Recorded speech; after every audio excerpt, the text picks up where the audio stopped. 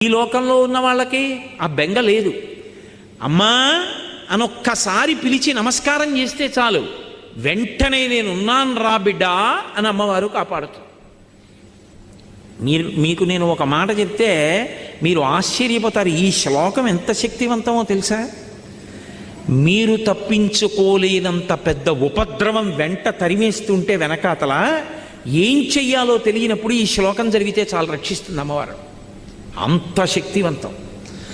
చండీ పరదేవత అనుగ్రహం అంటే అలా ఉంటుంది. అందుకే చండీ చరణవు అని చండీ పరదేవతని స్తోత్రం చేశారు శంకరాచార్యులు వారి ఈ శ్లోకంలో. అటువంటి అమ్మవారి పాదాలు పట్టుకుంటే సంస్కారవంతం చేస్తుంది మనస్సు. ఇక్కడ మీరు నన్ను ఒక ప్రశ్న అడగచ్చు, ఏమండి ఒకవేళ అసలు కోర్కెల మీద వ్యామోహం పోక, అసలు వ్యామోహం అనేటటువంటిది పోతే కదండి ధర్మబద్ధం చేసుకుందామన్న కోరిక. ఆయన అలా